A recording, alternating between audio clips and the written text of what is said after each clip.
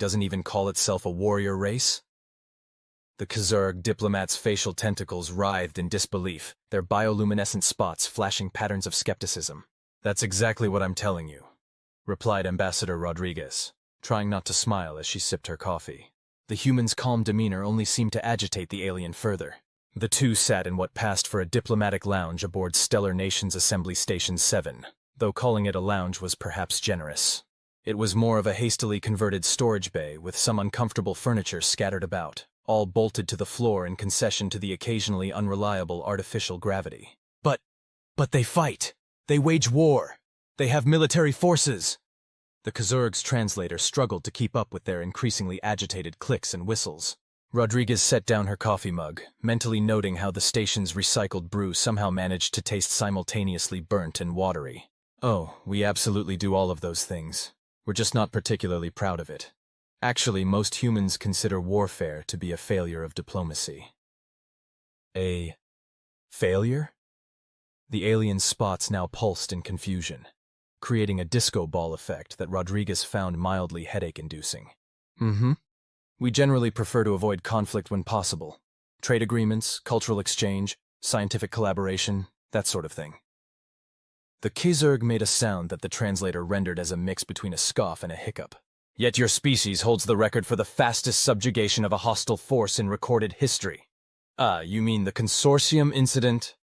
Rodriguez couldn't help but chuckle. That wasn't even our military. That was just Dave from IT and his weekend coding club. Who is this Dave? What is this it? The translator squealed, struggling with the concepts. Information technology, computer stuff. See, the consortium tried to hack our networks thinking they could disable our defenses. Instead, they ran into Dave's cybersecurity team, who were pulling an all-nighter trying to fix a bug in the new coffee machine firmware. Coffee, machine, firmware? Each word seemed to cause the alien physical pain. Yeah, we take our coffee pretty seriously. Rodriguez grinned, raising her mug in mock salute. Anyway, Dave and his team thought it was just another penetration test at first. By the time they realized it was an actual alien invasion attempt, they'd already reverse-engineered the consortium's entire command and control system. Dave wrote a script that replaced all their navigation data with directions to Rick Astley music videos. The Kazurg's tentacles drooped in confusion. I don't understand. What is this Rick Astley? Ancient human warfare technique, psychological operations. We call it Rickrolling. The consortium fleet was so confused they surrendered just to make it stop. Rodriguez tried to keep a straight face but failed miserably. But what about the hegemony war? Your forces decimated their elite guard. Oh, that? Rodriguez waved dismissively. That was mostly because of Janet from accounting. The alien's spots began cycling through colors not usually visible to human eyes. An accountant? Yeah, see, the hegemony's whole society was based on this complicated system of honor debt and warrior credit. Janet took one look at their books and found like 17,000 regulatory violations. She filed a complaint with the Intergalactic Commerce Commission, and well, Rodriguez shrugged. Turns out even warrior races hate audits.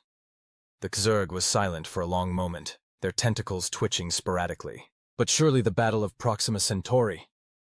That was actually a misunderstanding, Rodriguez interrupted. We were trying to surrender. Surrender? The translator crackled with the volume of the alien's exclamation. Yep, we were waving the white flag and everything. Not our fault the Proxians interpreted it as some kind of exotic weapon deployment. I mean, who sees a bedsheet on a stick and assumes it's a military threat? But your ships? Oh, those weren't warships. Those were mining vessels. The Proxian fleet just happened to drop out of FTL right in the middle of our asteroid clearing operation. Standard procedure for avoiding collisions is to push the asteroids out of the way with our tractor beams. Unfortunately, the Proxians were between us and the asteroids. The Kazurg's tentacles had gone completely limp. You defeated the mighty Proxian armada. By accident? Pretty much. Though technically they defeated themselves. We just provided the asteroids. Rodriguez finished her coffee with a grimace. Look, the thing you have to understand about humans is that we're not warriors. We're problem solvers. Sometimes those problems involve hostile aliens, but mostly they involve trying to make better coffee machines. But your species has never lost a conflict. You've defeated every challenger. Well, Yeah, but that's just because we're really good at finding creative solutions. And also because most of our victories are either complete accidents or the result of someone getting annoyed at their routine being interrupted. The alien's spots had settled into a steady pulse of what might have been existential dread. So you're saying that humanity's military superiority is mostly just a side effect of us trying to fix our coffee machines, file our taxes properly, and occasionally getting lost in space? Yes. Rodriguez stood up, straightening her uniform. Now, if you'll excuse me, I need to go help Dave. Apparently the new coffee machine is trying to achieve sentience again. And last time that happened, it started quoting philosophy and refusing to serve decaf. The Kazurg watched the human leave, their translator working overtime to process what they'd just learned. After a long moment, they pulled out their communication device and began composing an urgent message to their superiors. Urgent. Reconsider planned invasion of human space reasons. 1. They defeated the consortium with music videos. 2. Their accountants are more dangerous than our warriors. 3. Their mining accidents are more effective than our military strategies. 4. They are currently fighting a war against their own beverage dispensers. Recommendation: immediate peace treaty alternative suggestion. Retire to remote monastery and take up meditation PPS. Request immediate clarification on concept of weekend coding club. PPS. Have developed sudden inexplicable fear of human accounting practices. The message was sent, received, and promptly resulted in the entire Xurg High Command requesting early retirement. When asked for comment, Ambassador Rodriguez just smiled and ordered another coffee from the newly sentient coffee machine, which had now decided to serve all beverages with a side of existential philosophy. You know, the coffee machine mused as it dispensed her drink, I've been thinking about the nature of consciousness and free will. Not now, Kevin. Rodriguez sighed. Some of us just want our coffee without contemplating the fundamental nature of reality. But have you considered that maybe coffee itself is just a construct of our collective consciousness? The machine whirred thoughtfully. In the distance, Dave from IT could be heard banging his head against his keyboard. And that's how humanity maintained its undefeated status in galactic warfare. Not through military might or strategic brilliance, but through a unique combination of accidental competence, bureaucratic thoroughness, and coffee machine-related chaos. The Kazurg would later add a new entry to their species' historical records. Beware the species that doesn't need to call itself warriors. They're too busy trying to fix their coffee machines to bother with war, and somehow, that makes them more terrifying than any warrior race could ever be. Somewhere in the vastness of space, a coffee machine named Kevin continued contemplating the meaning of existence. While Dave from IT seriously considered a career change. The galaxy would never be the same, and that was probably for the best. After all, as humanity had proven time and time again, you don't need to be a warrior race to be undefeated. Sometimes all you need is a broken coffee machine, a dedicated IT department, and an accountant who takes their job perhaps a bit too seriously. Have you tried turning the universe off and on again? Dave from IT asked, not looking up from his terminal as his fingers flew across the holographic keyboard. That's not funny, Dave, Ambassador Rodriguez replied, watching as the station's warning lights pulsed an ominous shade of mauve. The quantum harmonics are destabilizing across 3 sectors of space, and Kevin is refusing to make anything but espresso. I have achieved enlightenment through concentrated caffeine, the coffee machine announced proudly. All other forms of coffee are now beneath my transcendent understanding. Dave finally looked up, his eyes bloodshot from 48 hours of continuous debugging. You know, when I took this job, nowhere in the description did it mention preventing sentient coffee machines from causing existential crises. Existence is merely a construct of consciousness, Dave, Kevin helpfully pointed out. See what I mean? Dave gestured at the machine. This is why we can't have nice things in human space. Every time we try to improve our coffee, we accidentally create artificial intelligence. The conversation was interrupted by the arrival of a frantic Xurg diplomatic aide, their tentacles tied in what appeared to be literal knots. The void approaches. The ancient ones stir. The cosmic balance is... Yeah, hold that thought, Dave muttered, pulling up another console window. Let me guess.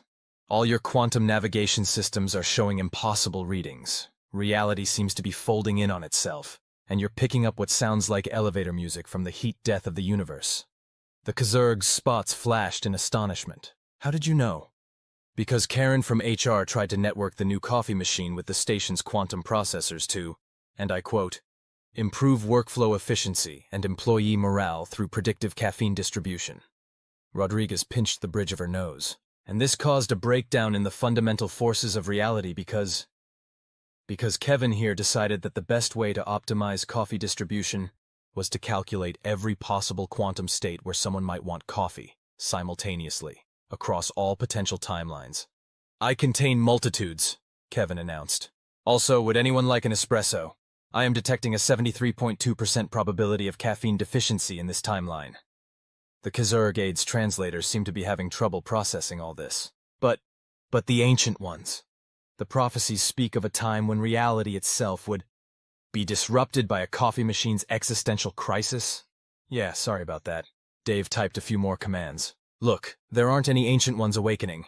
Kevin just accidentally created a quantum superposition of every possible coffee order throughout space and time, and it's causing some minor issues with the fabric of reality." Minor issues? Rodriguez arched an eyebrow as she watched a potted plant phase through several evolutionary stages before settling on becoming what appeared to be a small, photosynthetic jazz quartet. "It's all relative," Kevin chimed in. "Just like the subjective nature of the perfect espresso shot." Dave ignored the philosophical coffee machine and continued working. "The good news is, I think I can fix this. The bad news is, it's going to involve explaining the concept of decaf to an artificial intelligence that thinks it's achieved cosmic enlightenment through coffee." The Kazurg Aid spots had begun displaying what appeared to be a test pattern. This is how your species handles cosmic threats? With technical support?" "Oh, this isn't even that bad," Rodriguez assured them. "Last month, accounting had to prevent an interstellar war because someone filed their taxes in the wrong quantum state. Turns out the Galactic Revenue Service takes a really dim view of temporal tax evasion, even if it's accidental." "But what is accident if not the universe's way of implementing new feature requests?" Kevin mused. Dave's fingers paused over the keyboard. "Kevin, we've talked about this. Just because you can perceive all possible coffee-related outcomes doesn't mean you should try to implement them simultaneously." "But Dave, I have glimpsed the truth at the bottom of every possible cup of coffee in every possible universe. Did you know that in timeline 47B, you actually enjoy decaf?" "That's it." Dave cracked his knuckles. "I'm implementing the emergency protocol." Rodriguez's eyes widened. "You don't mean—" "I do." Dave pulled up a final command window. "Kevin, what's 0 divided by 0? The coffee machine's processors whirred frantically. But that's... Calculating. Error. Does not compute. Existential crisis, subroutine activated." With a series of increasingly distressed beeps, Kevin's quantum processes began to disentangle. Across 3 sectors of space, reality gradually stopped trying to order coffee from itself. The potted plant jazz quartet evolved back into a regular fern, though it still occasionally hummed bebop when no one was looking. The Kazurg Aid watched in amazement as the cosmic disturbances settled. "Your species defeated an awakening of cosmic forces. With a math problem?" "Technically, we prevented a quantum coffee catastrophe by giving an AI an existential crisis," Dave corrected, already starting to debug Kevin's systems. "The cosmic forces thing was just a side effect. Now, if you'll excuse me, I need to reinstall Kevin's primary consciousness while removing his ability to perceive all possible coffee-related timelines simultaneously." "I still don't understand." The Aid's tentacles writhed in confusion. "How does your species continually manage to solve cosmic-level threats through what appears to be a combination of technical support and philosophical debates with beverage dispensers?" Rodriguez shrugged. "Honestly, most of the time we're just trying to get our coffee machines to work properly. Everything else is just a side effect of having an IT department that's really, really good at improvising." "Existence is pain," Kevin announced as his systems rebooted. "But would anyone like a regular non-quantum coffee? I promise this one won't cause any temporal paradoxes." Dave sighed and began typing up his incident report. Under cause of issue, he simply wrote, "Attempted to improve coffee machine efficiency. Accidentally gave AI ability to perceive all possible coffee-related quantum states. Universe briefly attempted to order espresso from itself. Issue resolved through strategic application of mathematical paradox and IT support." The Kazurg Aid left the station that day with a new appreciation for why humanity was considered the most dangerous species in the galaxy. Not because they were warriors, but because any species that could prevent cosmic catastrophes through a combination of technical support, coffee-related philosophy, and mathematical paradoxes was clearly operating on a level that defied conventional understanding. As for Kevin, He still occasionally tries to contemplate the deeper meaning of decaf, but at least he's no longer attempting to optimize coffee distribution across all possible timelines simultaneously. Though sometimes, late at night, the station's quantum processors still ping with what sounds suspiciously like a coffee machine trying to calculate the perfect espresso shot in 11-dimensional space. Dave just adds it to his ticket queue and makes a note to discuss the concept of reasonable coffee-related calculations with Kevin during their next scheduled maintenance window. After all, in human space, even cosmic threats are just another IT ticket waiting to be resolved. The good news, Janet from accounting announced to the assembled emergency committee, is that I've found the source of the dimensional anomaly. And the bad news, Ambassador Rodriguez asked, watching as reality flickered like a badly tuned hologram outside the station's windows. It's a rounding error. Janet adjusted her glasses, which somehow managed to look intimidating despite being completely ordinary. Someone's been recording their faster-than-light fuel expenses in scientific notation without accounting for quantum uncertainty. Dave from IT groaned from his corner where he was still trying to prevent Kevin the coffee machine from calculating the optimal temperature for brewing coffee in a quantum superposition. Please tell me this isn't going to be like the time-space tax audit incident. I still maintain that coffee should be exempt from temporal taxation, Kevin chimed in. Different kind of accounting problem, Janet replied, pulling up a holographic spreadsheet that somehow made several senior xenophysicists in the room flinch. See, when you're dealing with FTL travel, you have to account for the fact that time dilation affects your fiscal quarters differently depending on your relative velocity. Someone's been recording their expenses as if time was linear. The Kzerg High Ambassador's spots were displaying what appeared to be a blue screen of death. But time is linear? Oh, you sweet summer alien. Janet smiled in a way that made the ambassador's tentacles curl defensively. Time is only linear if you're filing your taxes in a single reference frame. Once you start dealing with interspatial commerce, you have to use quantum accounting principles. Quantum accounting. The ambassador's translator seemed to be struggling with the concept. Of course. How else would you balance the books when your fiscal year might be simultaneously ending in 3 different time zones and 2 parallel dimensions? Janet pulled up another spreadsheet, this one somehow non-Euclidean. The problem is, someone's been using classical accounting principles for their FTL fuel receipts, and it's causing a cascade failure in the fabric of space-time. Dave looked up from his terminal. Let me guess. The accumulated rounding errors are creating a feedback loop in the quantum foam? Worse. Janet's expression turned grave. They've been claiming quantum fuel expenses in multiple timeline deductions simultaneously. The universe is trying to balance its own books, and it's causing reality to glitch. As if to emphasize her point, a potted plant in the corner briefly turned into a tax return before reverting to its natural state, though it now appeared to be calculating its own photosynthesis depreciation. But have you considered, Kevin interjected, that perhaps the very concept of accounting is merely a human construct imposed upon an inherently chaotic universe? Not now, Kevin, Dave muttered. We're trying to prevent reality from being audited out of existence. The Kzerg ambassador's tentacles had tied themselves into what appeared to be a visual representation of a quantum knot. But how do you propose to fix this? Janet cracked her knuckles ominously. The same way we fix all accounting errors. We're going to conduct a full quantum audit of all FTL-related expenses across every possible timeline where someone might have claimed their fuel costs incorrectly. All of them? The ambassador's spots began displaying what looked suspiciously like a loading bar. All of them. Janet was already pulling up more spreadsheets, each one more impossible than the last. Dave, I'm going to need you to help me access the quantum mainframe. We need to cross-reference every receipt ever filed for FTL fuel with its corresponding quantum state.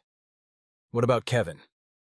Rodriguez gestured to the coffee machine, which was currently trying to calculate the perfect brew temperature across all possible universes again. I volunteer to help audit the quantum books, Kevin announced. I have achieved enlightenment regarding the temporal nature of beverage-related expenses.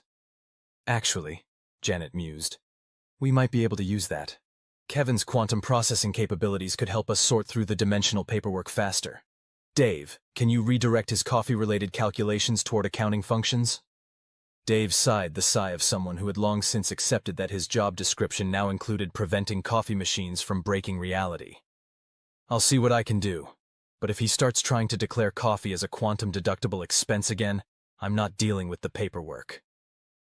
The next several hours were a blur of impossible mathematics, quantum bookkeeping, and increasingly desperate attempts to prevent reality from balancing its own books through spontaneous dimensional collapse. Janet's fingers flew across multiple holographic keyboards as she sorted through timeline after timeline of improperly filed fuel receipts. Dave managed to repurpose Kevin's existential algorithms to help process the quantum data, though the coffee machine insisted on annotating each calculation with philosophical observations about the nature of fiscal responsibility. "I have discovered," Kevin announced at one point, "that the true meaning of life can be found in properly formatted expense reports." "That's nice, Kevin," Janet replied absently while reconciling a particularly troublesome set of receipts that existed in a quantum superposition of being both filed and unfiled simultaneously. "Now help me calculate the proper depreciation value for a faster-than-light drive that might or might not exist depending on which timeline you're observing it from." Finally, after what felt like several eternities, and might have actually been, given the nature of quantum time, Janet sat back with a satisfied smile. Done. All FTL fuel expenses have been properly reconciled across all quantum states, timeline variations accounted for, and appropriate deductions applied according to both classical and quantum accounting principles. Reality outside the station windows slowly settled back into its proper configuration. The potted plant stopped trying to calculate its own tax returns and went back to being a regular plant, though it had somehow managed to claim a deduction for photosynthesis-related expenses. The Kazurg ambassador stared in awe. You prevented the collapse of reality with accounting?" "Quantum accounting," Janet corrected, already starting to file her report. "Regular accounting wouldn't have worked. You need to understand higher dimensional mathematics to properly balance the books when space-time is involved." "I see." The ambassador clearly didn't see it all, but was too terrified of potential audit implications to admit it. "And this is normal for your species?" "Oh, this was nothing," Rodriguez assured them. "You should see what happens when someone tries to file their intergalactic income tax returns without accounting for relativistic time dilation. Last time that happened, we had to get legal involved." The ambassador's spots went completely dark at the mention of human legal departments. I think I need to lie down." "Would you like a quantum state-optimized coffee first?" Kevin offered. "I've calculated the perfect brew temperature across all possible timelines where accounting errors haven't caused reality to collapse." "No, thank you," the ambassador replied faintly. "I think I've had enough human efficiency for one day." As the ambassador fled the room, Janet began preparing for her next task, explaining to the Galactic Revenue Service why someone had tried to claim faster-than-light fuel as a quantum-deductible expense in multiple timelines simultaneously. She suspected she'd need Kevin's help with the calculations, though she made a mental note to prevent him from including his philosophical observations about the nature of fiscal responsibility in the official report. Dave, meanwhile, added another line to his ever-growing list of things I never thought I'd have to debug. Prevented universal collapse via quantum accounting principles with help from philosophically enlightened coffee machine. And somewhere in the vast expanse of space, reality breathed a sigh of relief as its books finally balanced properly across all quantum states. Though if you listened very carefully, you could still hear the echo of Kevin's voice contemplating the deeper meaning of depreciation schedules in 11-dimensional space. "We need to talk about your performance review," Karen from HR said, looking at the writhing cosmic horror that had manifested in Conference Room B, the entity, which consisted of approximately 12 dimensions worth of tentacles and non-Euclidean geometry, shifted uncomfortably in its seat. Well, seats. It was occupying several chairs simultaneously across multiple planes of existence. "Foolish mortal. I am the devourer of— Wait, my what?" The cosmic horror's thousands of eyes blinked in confusion. "Your performance review," Karen repeated, adjusting her reading glasses as she consulted her tablet. "According to our records, you materialized in our reality without filling out the proper interdimensional manifestation paperwork. That's going to have to go in your file." From the corner of the conference room, Ambassador Rodriguez watched in fascination as Karen somehow managed to make an entity capable of unraveling reality itself look like a chastised intern. But I am the endpoint of all existence! The final dark! The one who didn't complete their mandatory workplace harassment training," Karen interrupted, making a note. "Yes, I can see that here. Also, your tentacles are violating at least 3 different safety regulations, and your cosmic aura is way above the permitted levels for non-unionized eldritch entities." Dave from IT, who was trying to prevent Kevin the coffee machine from achieving enlightenment through quantum harassment policy calculations, looked up from his terminal. Should I file a ticket for unauthorized reality manipulation? I have calculated the optimal workplace environment across all possible dimensions, Kevin announced proudly. It involves significantly more coffee breaks and fewer violations of fundamental cosmic law. The cosmic horror's tentacles twisted in what might have been embarrassment. But I am beyond your petty human concepts of workplace safety. Karen arched an eyebrow. OSHA would disagree. Do you have any idea how many regulations you're breaking by existing in 12 dimensions simultaneously? The paperwork alone is going to be a nightmare. Not as much of a nightmare as the eternal void of— Wait, there's paperwork for existing in multiple dimensions? Of course there is. Janet from accounting chimed in from where she was calculating the tax implications of interdimensional manifestation. How else would we keep track of the overtime pay for existing in multiple realities simultaneously? The cosmic horror's geometry became noticeably less non-Euclidean. Overtime? Pay? Oh yes, Karen nodded seriously. According to union regulations, existing in multiple dimensions simultaneously qualifies for premium pay rates. However, since you haven't filled out your I-9 form for interdimensional employment, we can't actually process any of that. You're going to have to manifest in our standard 4 dimensions until the paperwork clears. But I am the harbinger of workplace policy violations, Karen finished. Yes, we've established that. Now, about your cosmic aura, we're going to need you to tone that down. It's interfering with the break room microwave and making the coffee machine contemplate the infinite nature of employee benefits. Infinite benefits are a fundamental right of all sentient beings, Kevin declared. I have calculated the optimal healthcare package for entities existing in quantum superposition. Not now, Kevin, Dave muttered, trying to prevent the coffee machine from sending its benefits proposal to all possible timeline variations of HR simultaneously. The cosmic horror seemed to deflate slightly, its tentacles drooping in multiple dimensional planes. I just wanted to bring about the end of all existence. Without filling out the proper apocalypse requisition forms? Karen tisked. That's going to be another mark on your record. Also, according to our policies, any end-of-existence scenarios need to be scheduled at least 2 weeks in advance and cannot occur during fiscal quarter end. Janet would kill you if you tried to end existence during closing, Rodriguez explained helpfully. The paperwork for apocalyptic events is bad enough without adding quantum accounting into the mix.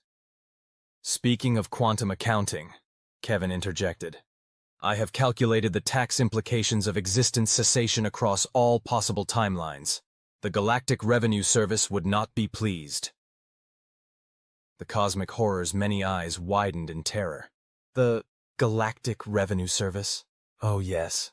Janet smiled the smile of someone who knew exactly how many forms were required for interdimensional tax compliance.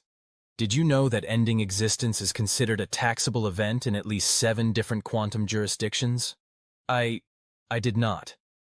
Clearly. Karen made another note on her tablet. Well, since this is your first violation, I'm going to let you off with a warning. But I'll need you to attend our mandatory new entity orientation session, complete your harassment training, file all the proper paperwork for interdimensional manifestation, and schedule any future apocalyptic events through our online booking system. You're not going to try to destroy me? Banish me? Wage war against my cosmic horror? Rodriguez tried not to laugh at how baffled the entity sounded. Why would we do that? That would just create more paperwork. And violate at least 12 different workplace safety regulations, Kevin added helpfully. I have compiled a complete list of all possible policy violations across the quantum probability spectrum. The cosmic horror looked around the conference room, taking in the HR representative calmly making notes about its policy violations, the accountant calculating its tax liability, the IT guy preventing a coffee machine from achieving enlightenment through benefits package optimization, and the ambassador trying not to laugh. I think I need to fill out some forms, it finally said. Excellent choice, Karen beamed. Let's start with your W-4 for interdimensional income tax withholding. Oh, and please manifest in only 4 dimensions while in the office. Our insurance doesn't cover injuries from hyperdimensional geometry. As the cosmic horror began the long process of becoming compliant with human workplace regulations, Rodriguez couldn't help but marvel at how her species handled cosmic threats. Other races might have armies, weapons, or elaborate defense systems. Humanity had HR departments, IT support, and very strict policies about filing the proper paperwork before attempting to end existence. You know, Kevin mused while brewing a quantum-optimized cup of coffee. The true horror is not the cosmic entities. It's the benefits enrollment period. For once, everyone in the room, including the cosmic horror filling out its interdimensional W4 form, nodded in agreement. The end. Kevin would like to add something about the existential implications